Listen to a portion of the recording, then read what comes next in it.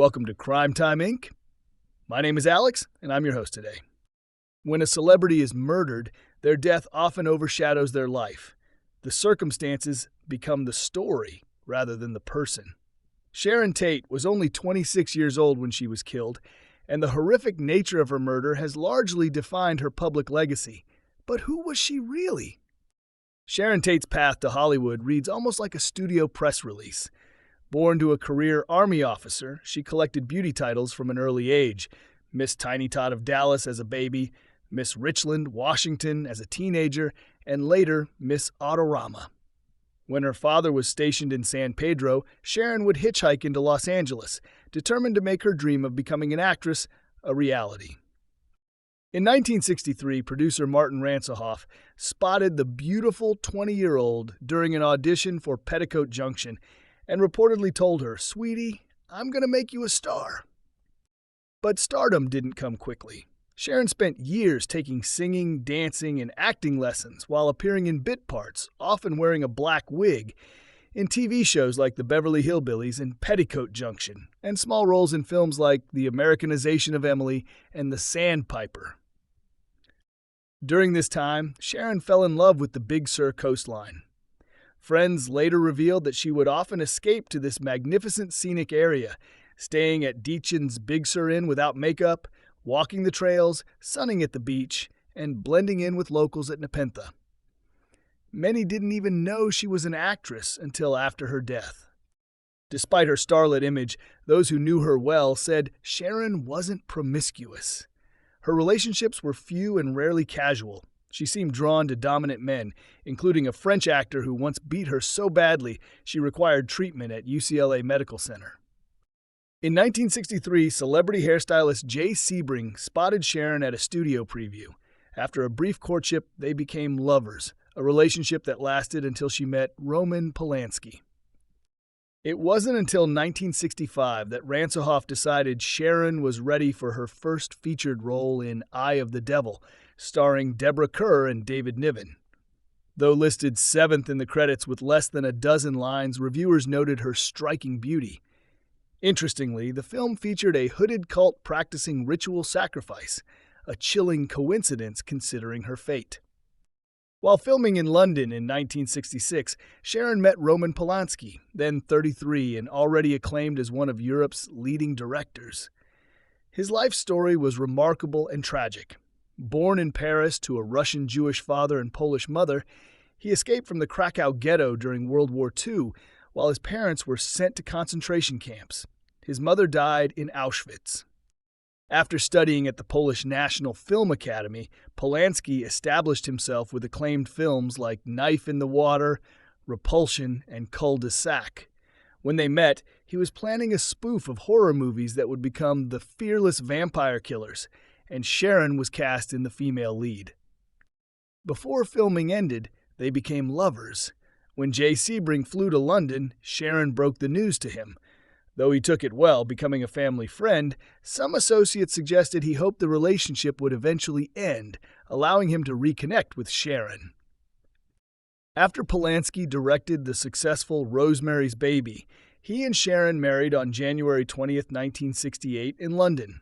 By early 1969, they had signed a rental agreement for the house in Cielo Drive, taking over the unexpired lease from Terry Melcher.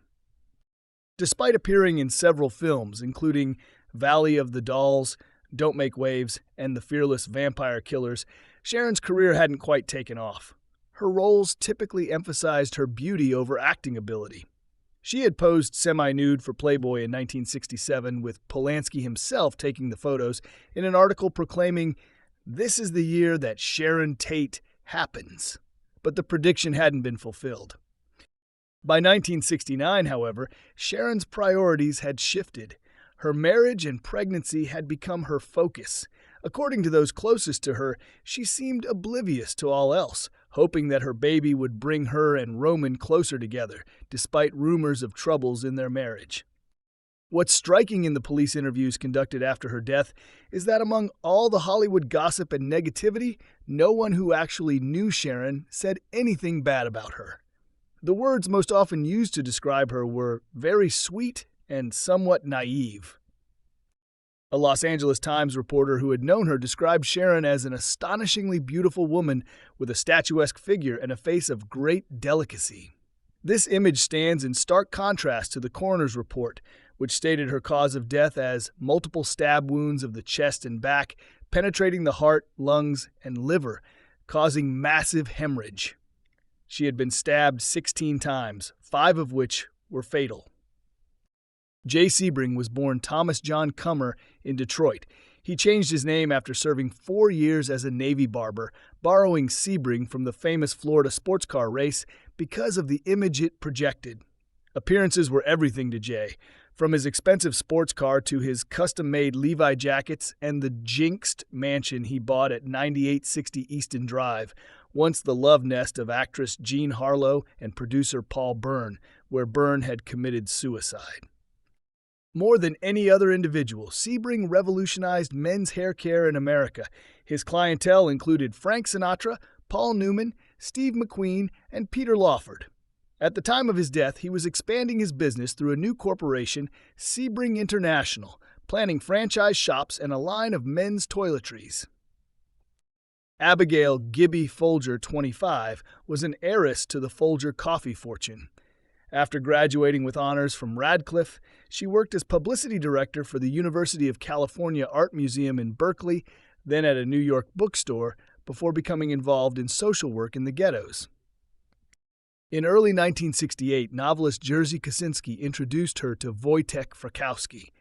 They moved to Los Angeles together that August, where they met the Polanskis and Sebring. After arriving in Southern California, Abigail registered as a volunteer social worker for the Los Angeles County Welfare Department, getting up at dawn for assignments in Watts, Pacoima, and other ghetto areas.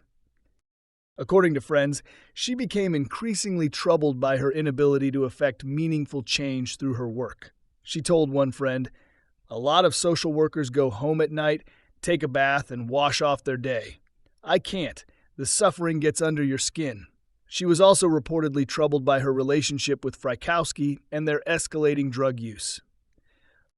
Voytek Frykowski, 32, was described by Polanski as a man of little talent but immense charm. The two had been friends in Poland, where Frykowski had a reputation as a playboy. After leaving Poland in 1967, possibly due to an altercation with secret police, he lived in Paris and New York before moving to Los Angeles. Though he claimed to be a writer, no one could recall reading anything he had written.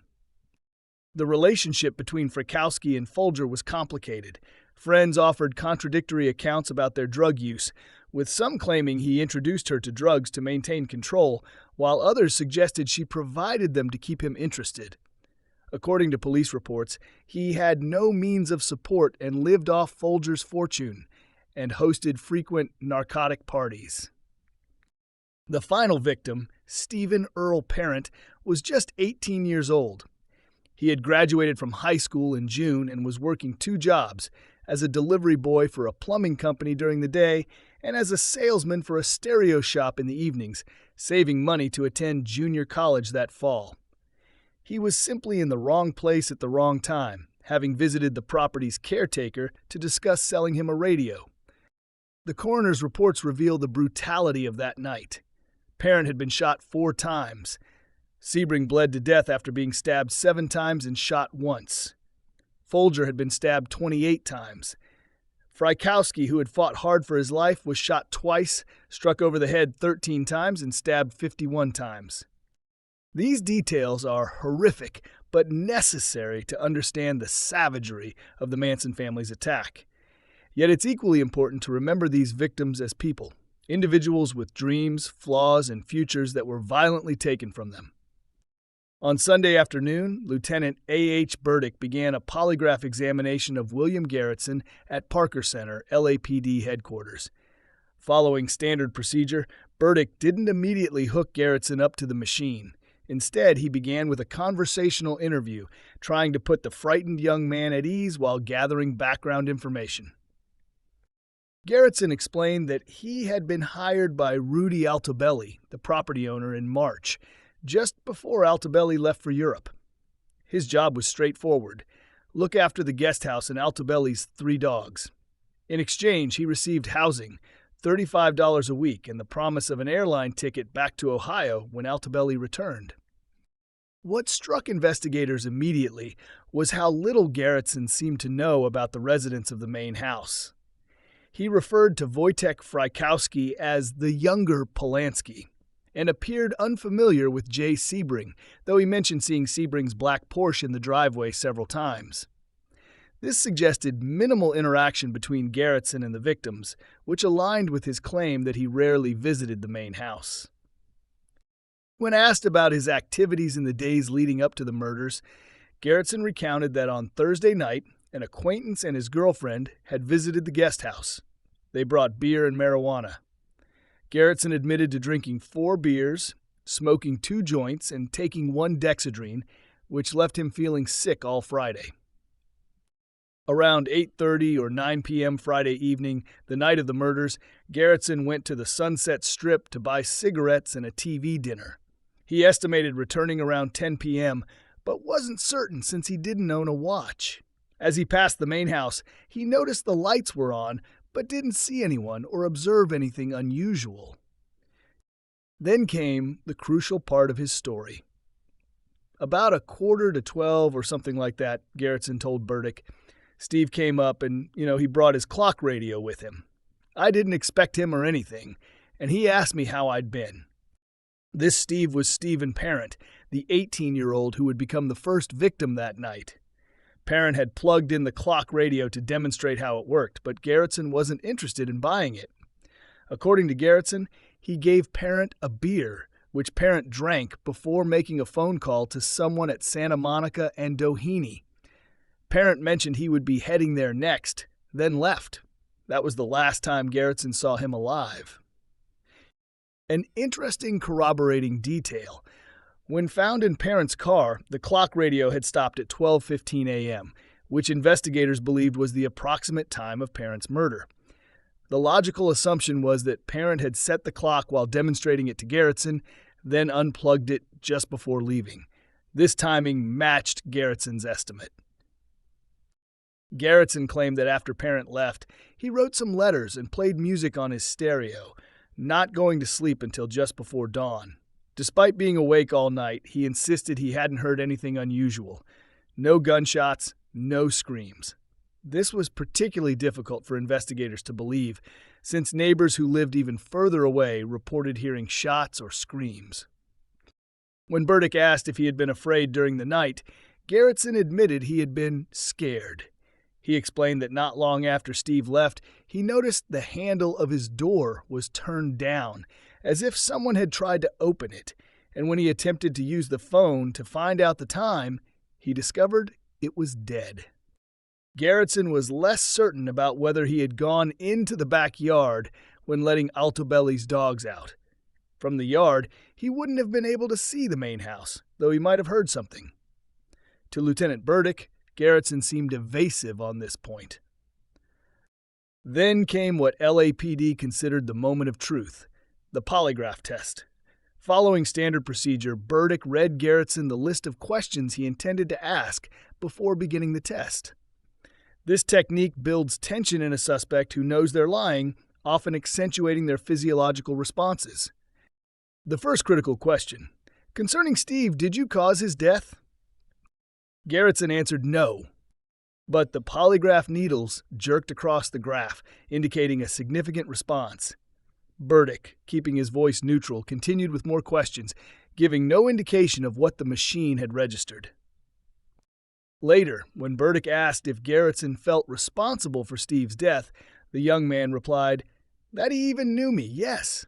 He elaborated, "I mean, he wouldn't have come up that night and nothing would have happened to him." Burdick paused the examination and had Garretson relax, then resumed with slightly different questions.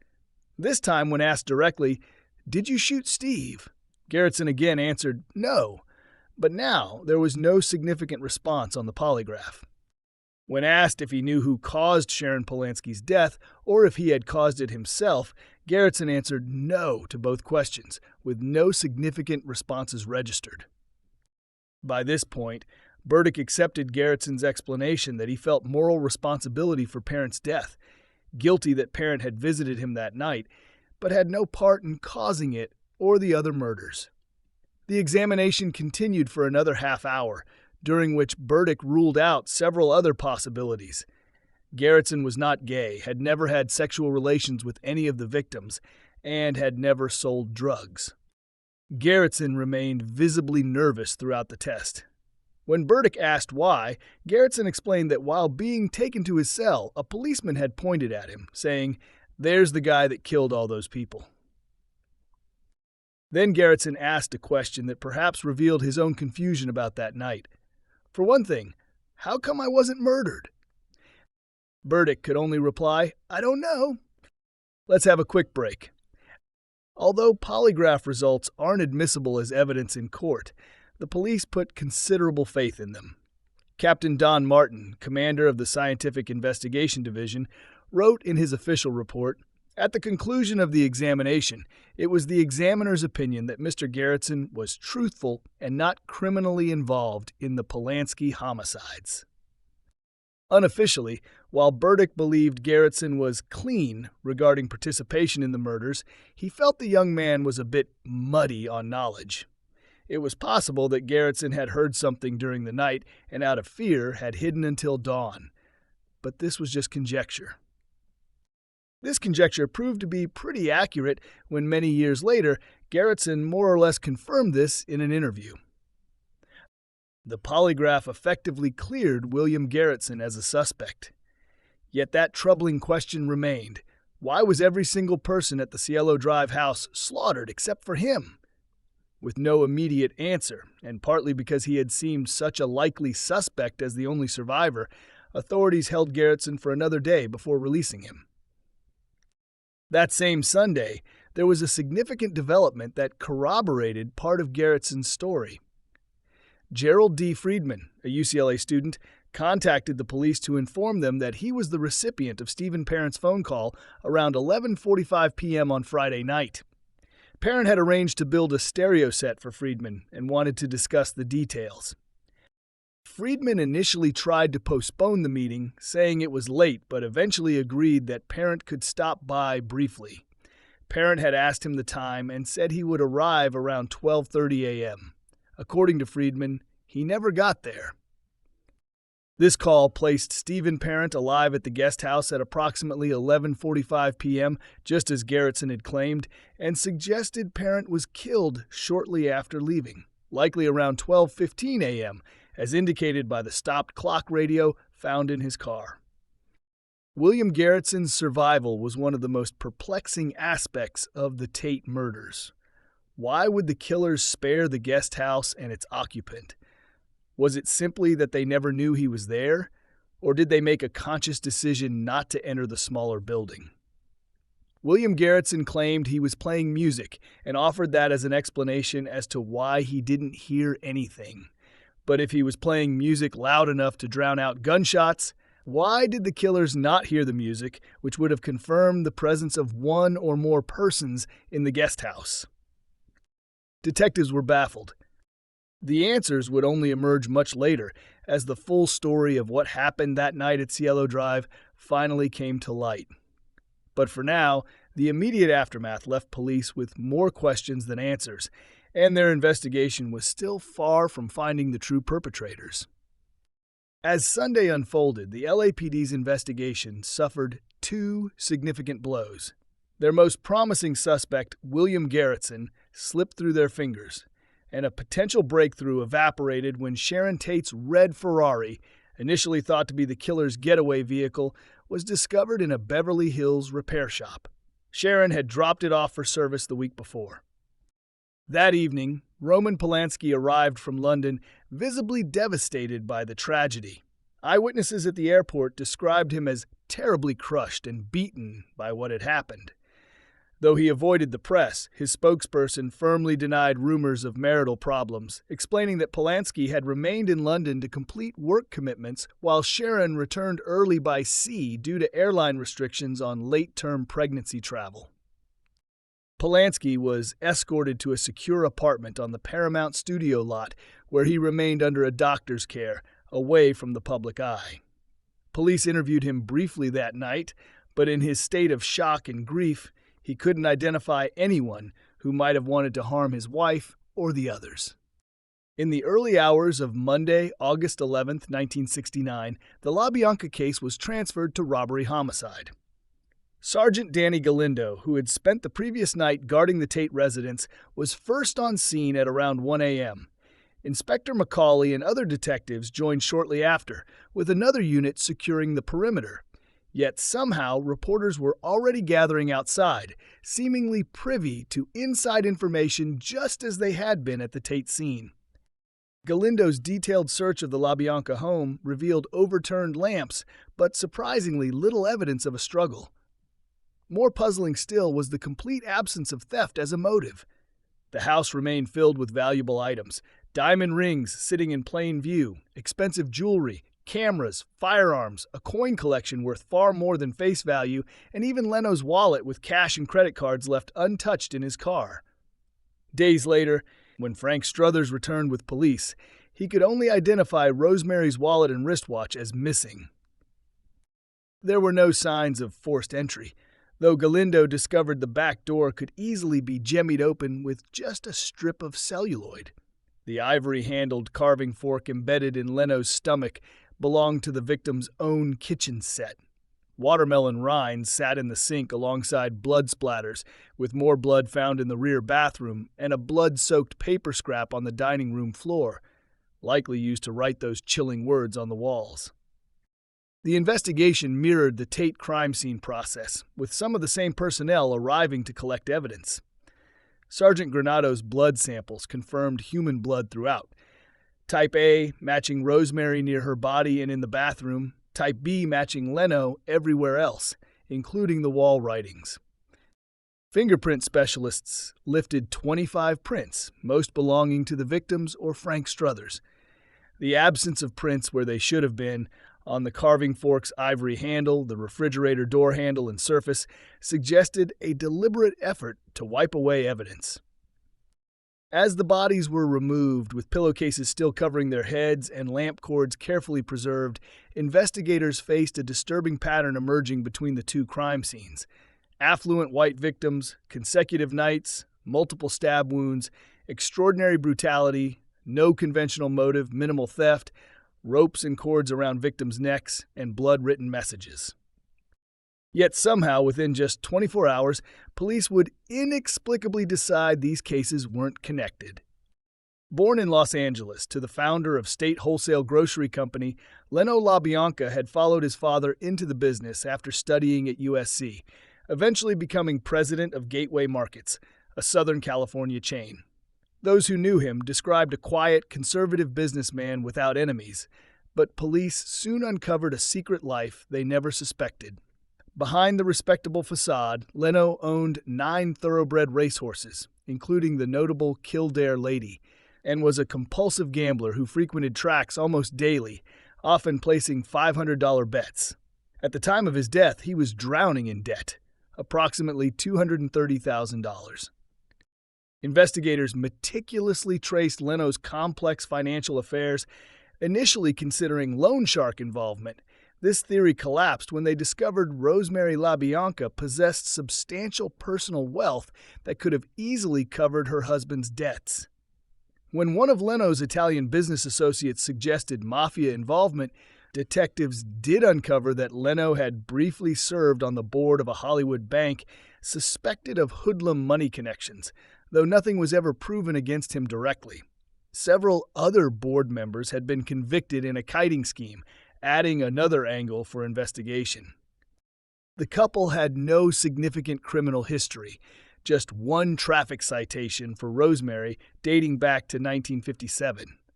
Leno's $100,000 life insurance policy was to be divided equally among his children, eliminating financial gain as an obvious motive. Ironically, Leno died in the very house where he had been born, having purchased the family home from his mother just 9 months earlier in November 1968. The coroner's report was brutal in its clinical assessment. Multiple stab wounds, 12 distinct stab wounds, plus 14 puncture wounds from a double-tined fork, totaling 26 separate injuries, 6 of which could have independently been fatal. Rosemary's background proved even more mysterious.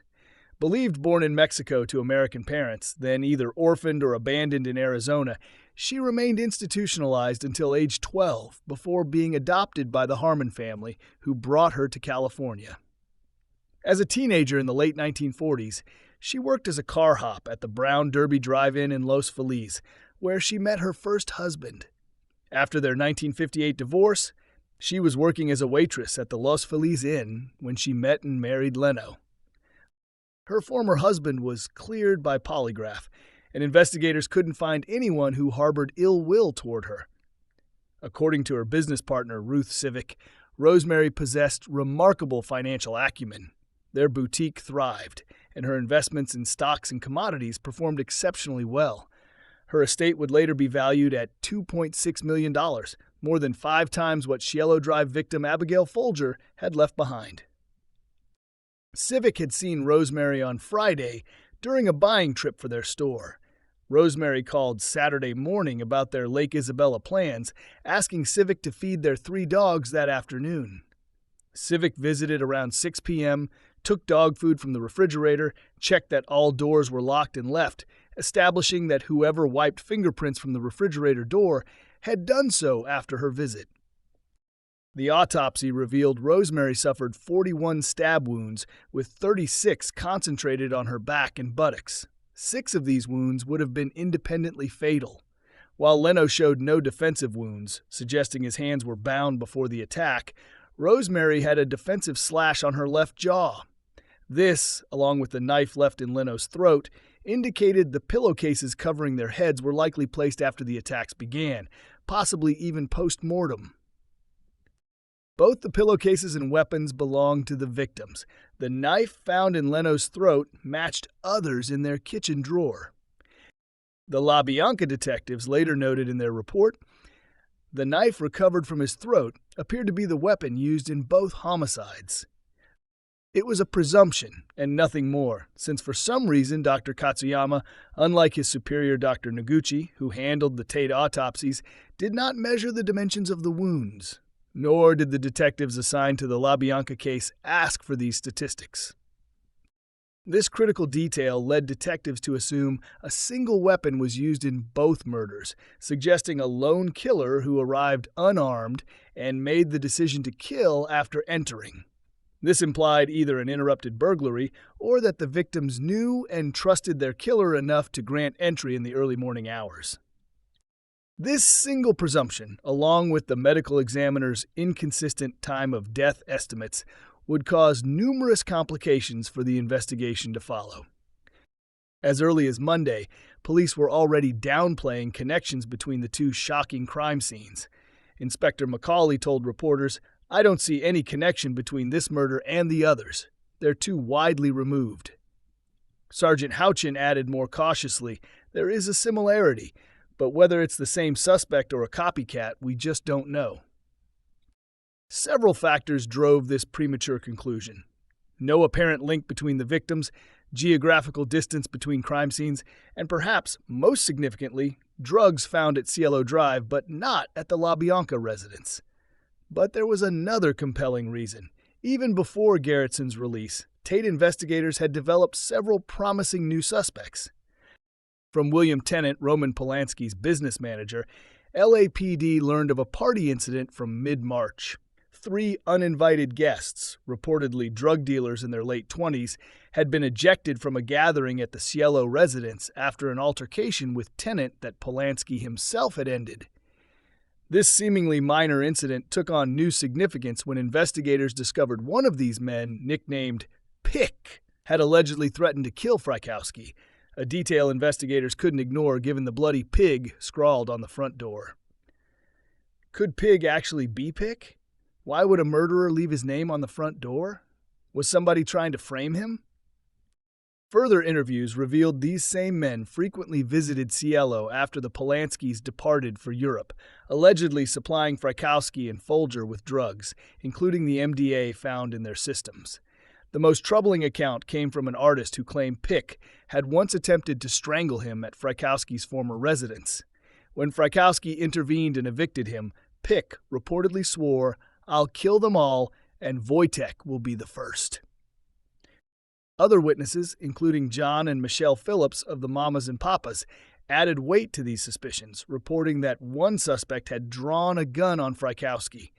Others claimed one suspect boasted of being a hired killer, another always carried throwing knives, and a third supplied Sebring with cocaine.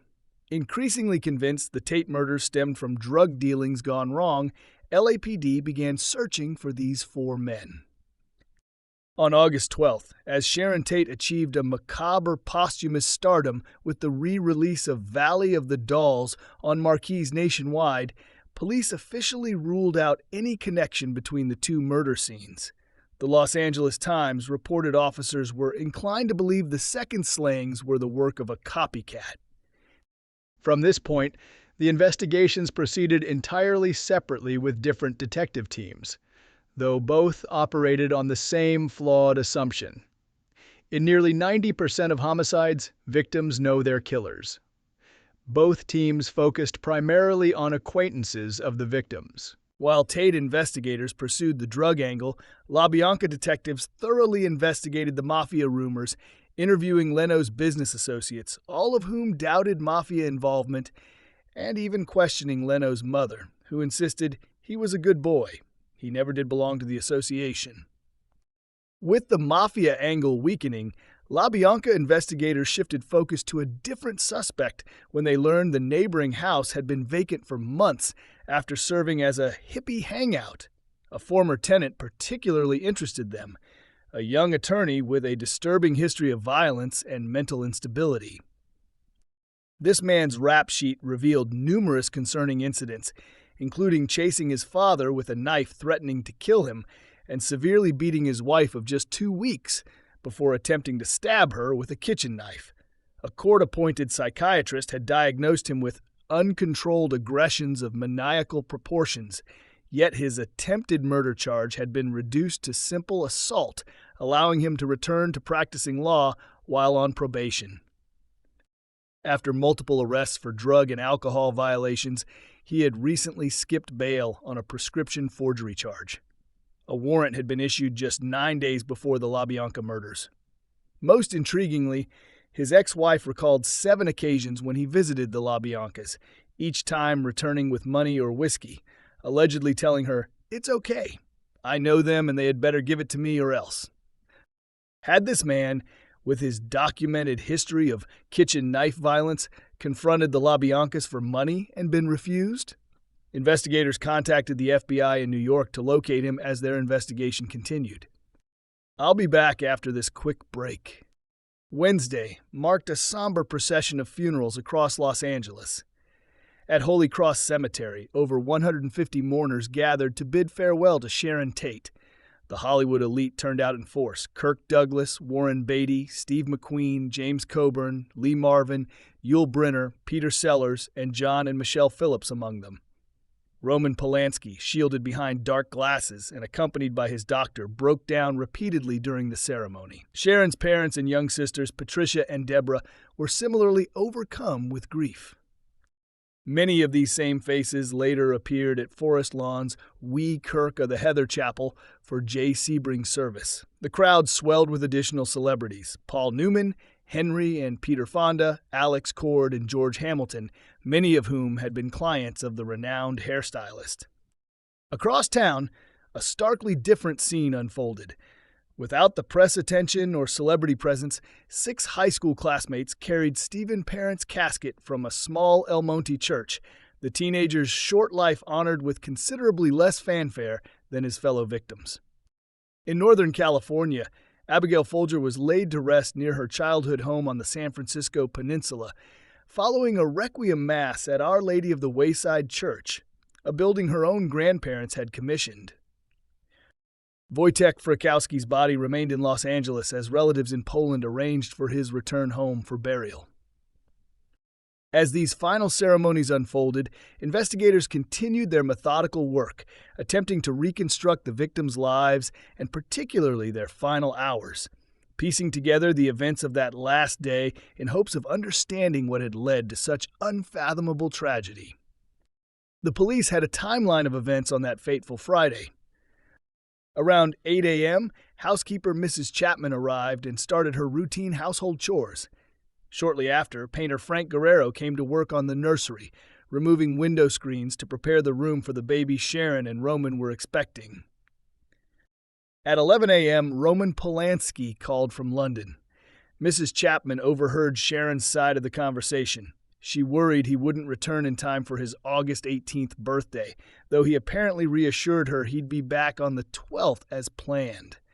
Sharon mentioned she'd enrolled him in a course for expectant fathers. Throughout the hot day, Sharon wore only bikini panties and a bra, her typical at-home attire in summer weather according to Mrs. Chapman. Before noon, the housekeeper noticed paw prints on the front door from the 2 dogs belonging to Sharon and Abigail. Mrs. Chapman washed the entire exterior with vinegar and water, a small detail that would later prove critically important to investigators. Around 12:30 p.m., Sharon welcomed friends Joanna Pettit and Barbara Lewis for lunch. Their conversation centered mostly on Sharon's pregnancy as she proudly showed them the nursery in progress and introduced them to Guerrero. Around 1 p.m., Sandy Tennant called Sharon, who clarified she wasn't planning a party that evening, but invited Sandy to drop by, an invitation that was declined. Despite persistent rumors that half of Hollywood had been invited to Cielo Drive that night and changed their minds at the last minute, those closest to Sharon consistently maintained no party was ever planned. LAPD would ultimately waste countless hours investigating this non-event. By mid-afternoon, the house buzzed with activity. Abigail Folger purchased a bicycle from a Santa Monica Boulevard shop, arranging afternoon delivery. Gardeners David Martinez and Tom Vargas arrived to tend the grounds. Voytek Frykowski and Abigail joined Sharon and her lunch guests, but both left the property separately around 3 p.m. Across town, Jay Sebring was enjoying a leisurely morning, with his butler serving him and a female companion coffee in bed around 3:30 p.m. Around 3:45, Jay called Sharon, apparently telling her he'd arrive earlier than expected. He later called his secretary for messages and colleague John Madden to discuss a business trip planned for the following day, mentioning he'd been working on a crest design for his franchise shops. Just after Sebring's call, Mrs. Chapman finished her work and prepared to leave.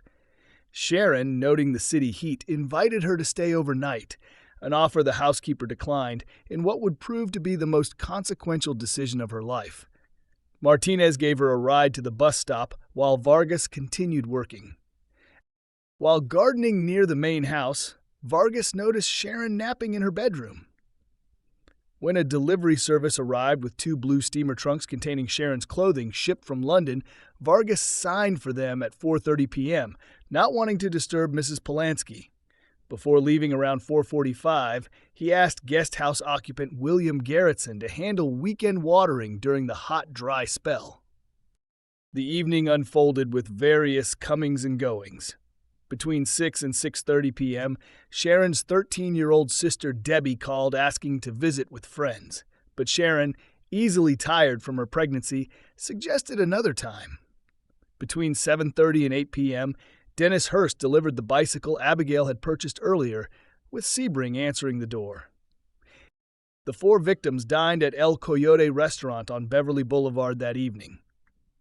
Around 10 p.m., Mrs. Folger called and spoke with Abigail, confirming her daughter's plans to fly to San Francisco the next morning. Mrs. Folger later told police Abigail did not express any alarm or anxiety during their conversation. Around 11 p.m., Stephen Parent stopped at a market in El Monte and invited his friend John Lefebvre for a ride, an invitation John declined. Approximately 45 minutes later, Steve arrived at the Cielo guest house hoping to sell William Garretson a clock radio. He left around 12:15 a.m., only to encounter tragedy as he attempted to drive away. The police also interviewed a number of other girls rumored to have been with Sebring on the evening of August 8th. It was no small assignment, considering the number of girls the stylist had been dating, yet none of the detectives was heard to complain. It wasn't every day they got the chance to talk to starlets, models, a Playboy centerfold, even a dancer in the Lido de Paris show at the Stardust Hotel in Las Vegas. There was another measurement of the fear, the difficulty the police had in contacting people. To have suddenly moved a few days after a crime would, in ordinary circumstances, be considered suspicious, but not in this case. A typical report would read, "Asked why she had moved right after the murders, she replied that like everyone else in Hollywood, she was just afraid." While police publicly maintained there were no new developments, behind the scenes, investigators were methodically piecing together crucial evidence. The 3 pieces of gun grip recovered from the scene would prove to be a pivotal breakthrough. Sergeant Joe Granado tested these fragments for blood, then passed them to Sergeant William Lee of the Firearms and Explosives Unit. Lee didn't even need to consult a manual. One glance told him they belonged to a high-standard gun. Ed Lomax, product manager for the company that owned High Standard, quickly confirmed Lee's suspicion when they met at the police academy. "Only one gun has a grip like that," Lomax explained. "The High Standard .22 caliber Longhorn revolver." This wasn't just any weapon. Popularly known as the Buntline Special, modeled after revolvers famously made for Wyatt Earp, this particular gun had only been in production since April 1967. With its 9.5-inch barrel, 15-inch overall length, walnut grips, and blue finish, Lomax described it as rather a unique revolver. Only 2,700 had been manufactured with this specific grip style. Armed with this information, police obtained a list of stores where the gun had been sold and began preparing a nationwide alert to be sent to law enforcement across the United States and Canada. But that wasn't the only significant investigative development. The lingering question of William Garretson, the caretaker who claimed to have heard nothing on that fateful night, needed resolution. Criminalist Dwayne Wolfer conducted sound tests at the property to verify or disprove Garretson's story. Using a sound meter and a .22 caliber revolver under conditions similar to the night of the murders, Wolfer's tests proved 2 critical points. First, if Garretson was inside the guest house as he claimed, he couldn't possibly have heard the shots that killed Stephen Parent. Second, with the stereo on at the volume Garretson reported, he couldn't have heard screams or gunshots from either inside or outside the main house. Yet, despite these scientific findings, suspicion still clung to Garretson. In a summary report filed at the end of August, detectives noted, "It is highly unlikely that Garretson was not aware of the screams, gunshots, and other turmoil that would result from a multiple homicide such as took place in his near proximity." They grudgingly conceded, however, that their findings did not absolutely preclude the fact that Garretson did not hear or see any of the events connected with the homicides. It's almost as if, having initially considered him such a promising suspect, they were reluctant to completely clear him. A week after the murders, on Saturday, August 16th, Roman Polanski was interviewed for several hours by the LAPD. The following day came perhaps the most haunting moment of the investigation: Polanski's first return to the house since learning of his wife's murder. He wasn't alone. Accompanying him were a writer and photographer from Life magazine and Peter Hurkos, a well-known psychic hired by friends of Jay Sebring to conduct a reading at the scene. As Polanski identified himself at the gate, he made a bitter comment to Thomas Thompson, the Life writer, "This must be the world-famous orgy house," a pained reference to the salacious media coverage that had already begun swirling around the case. When Thompson asked how long Gibby and Voytek had been staying at the house, Polanski replied simply, "Too long, I guess." The scene that greeted him was a nightmare made physical. The blue bedsheet that had covered Abigail Folger's body still lay on the lawn. The bloody writing on the door had faded, but remained visible. Inside, dark bloodstains marked the entryway, and larger ones spread in front of the couch.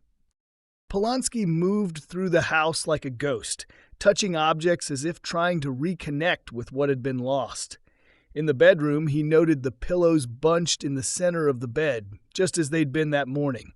"She hugged them instead of me," he told Thompson, a heartbreaking glimpse into their separated lives during his absence.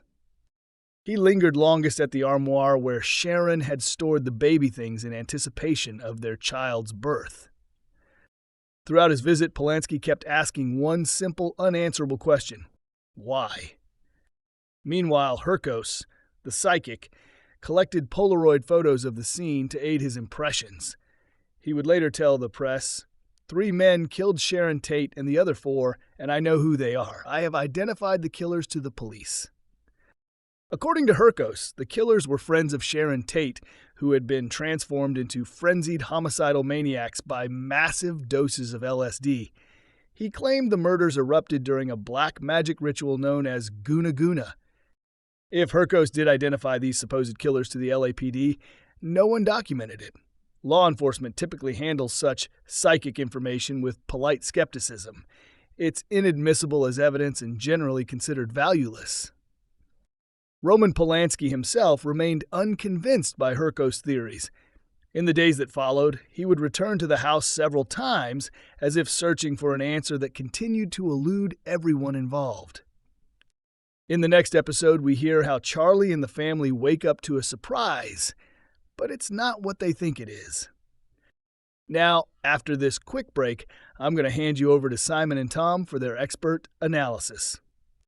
Thank you, Alex. Another fascinating episode 11 of Charles Manson. Blockbuster as it's turning out for me, Tom. I'm really enjoying this. And we started off this week with a look at Sharon Tate. She was a bit of a poor soul, wasn't she? A bit naive, perhaps. But she seems ultimately to have been quite a nice person, just way out of her depth. It was a very interesting episode. It's really the antecedents of all of these people. And you can kind of understand how the police couldn't link it, because there's such a disparate group of victims, all brought together by pure fluke, pure circumstance. You've got your Hollywood set, you've got your celebrity hairstylist, your local laddie trying to sell a radio, you've got the LaBiancas, who are just like no connection whatsoever. So you understand them sitting there thinking, what have we got to connect this, apart from the scrollings on the wall, which might be a copycat? Ultimately, they were wrong in ignoring the possibility, but you can understand, because of the diversity of the victims, you can understand the mindset of this. There might be no connection. But Simon, I was listening to these episodes and thinking about you, because these episodes are all about incompetent investigation. And I thought, Simon's the boy to talk about this. He can lead on this. Thanks, Tom. I'm not going to deny it now. Tom, the interesting part from that, there's lots of things I wanted to ask you about as we go through here. I'll pick at them.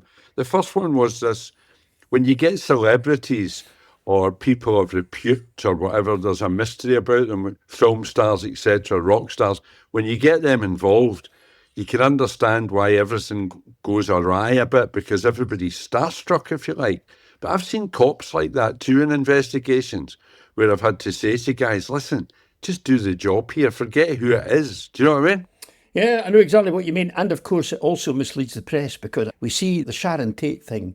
She was in a negligee, in her bikini pants and a bra. She was actually found naked, and echoes of Marilyn Monroe and all of that tragedy. It's a huge distraction. And of course, poor old Charlie Manson, he's sitting there thinking, why don't you guys add 1 and 1 and come to the conclusion, and this is the start of a race war? What's wrong with you people? He must have been absolutely raging that that wasn't happening. John, the other thing, Simon, the other thing I was going to say to you was that as this goes on, we start to get introduced the use of the polygraph, the lie detector. It's exactly what I was going to ask you about. Yeah. When I worked in the States, we had a lot of talk about the polygraph, because, of course, they couldn't understand why we didn't use the polygraph. Yeah. And I said, because it's absolutely useless, that's why. How come? I said, because it's of no evidential value. It can give you an indicator if somebody's got something to hide. And then you're faced with the situation of saying, we think this is our man, but we don't have any evidence. Go out and find evidence. Now, I don't know about you, but I've known detectives who, if you say to them, go out and find evidence, they will. But the quality of that evidence is questionable. On the other hand, some people can pass a polygraph with ease. I think Angus Sinclair, the World's End Killer, I've written the book, The World's End Murders, The Inside Story, which is available at all good bookshops. I think, Simon, he would have passed a polygraph with ease because he was a perfect sociopath. Nothing would have bothered him at all. No. Then you get the other people. Because, Tom, it relies on your blood pressure. That's the science behind it that triggers when you're anxious or it's things that you can't control, your body responds to when you tell a lie. But I agree with you 100% that we've met loads of people like that could lie all day long and you would never see any change in them whatsoever. Physiologically, their eyes, anything at all. They would convince anybody of anything. Yeah, Sell snowed or sell anything to an Edinburgh person. Well, absolutely. Pulse and blood pressure, that's the basis of the polygraph. I realised why so many police departments were wed to the polygraph. The people who were in charge of supervising polygraphs were usually powerful, influential, middle-ranking officers, the lieutenants and captains, who had built their whole careers on polygraphs. They were turkeys that weren't going to vote for Christmas. And they just would not see the flaws in polygraph. And the polygraph, the lie detection test could cover up a multitude of sins as well. Later on, mistakes. The worst of it was, Simon, if you come across someone like Angus Sinclair, suspect in a case, and you subject him to a lie detector test, a polygraph test, and he passes it, you then go past him. Yes. And you and I both know that once you've gone past someone in an investigation, getting back to them again is extremely difficult to do. It's interesting, Tom, because Alex used a word during the recital of the episode there, and it was eliminated. That was him eliminated. Yes. And that's a big word for you and I when somebody's eliminated out of an inquiry. It took a lot to eliminate someone, and it took a lot of convincing. Maybe worth mentioning that everything that did so had to be corroborated. We applied the same strict crossbar to all evidence, not just that was going to court, but that was going to eliminate or implicate someone or corroborate someone. There has to be the same standard put to the evidence before you can rely on it. And that's what polygraph didn't do. That's it absolutely didn't do. But that was a wonderful thing. We've spoken about this before about DNA when it first came in, particularly in the World's End case. It was a long time before it identified Angus Sinclair, but it actually truly eliminated dozens and dozens and dozens of suspects who were hanging about. Yes. And this is what a lot of people fail to realise about DNA, that actually it's cleared a lot more people of crime than it's ever convicted. Yeah. Just to clarify something you said, I'm looking for evidence to prove this, then that's what you'll get. The quality of the evidence could be anything at all because you've put a focus on something. We all know that if you take statistics, they can be used by either side of an argument to prove or disprove whatever they want it to do. So evidence that's gathered with blinkers on, without cognizance to the circumstances round about it, is very, very dangerous. And it's part of the job of the investigating officer, the senior investigating officer, to keep as open a mind and keep the inquiry as open to information as possible. That's right. I likened it to when you're just about to complete a jigsaw puzzle and you've got a little bit that doesn't quite fit. So you press it down and tap it down with a hammer to see if you can get it to fit. Just shave this wee bit off here. Yeah, that's right. Make the pieces fit. And that's the problem, as I saw it. I had people working for teams for me. They were great guys and they were so enthusiastic and they were so task-orientated. But if you said to them, listen, boys, this is our man. Now, let's go out and find some evidence. I agree with you. They would have come back with something. They would have. Because failure to do that, they would see as a personal and a professional slight. Tom, we spoke about tying inquiries together too soon, prematurely, or at all sometimes. And anyone that wants to hear about that in depth can go back to the Robert Black inquiry, some of the serial killers, the World's End that you've mentioned. Go back and listen to those episodes because we go into some depth there. And you've been involved in the process of deciding when to link and not to link. And it's very, very interesting. The one thing I wanted to point out here is we looked at linking and the damage that can do.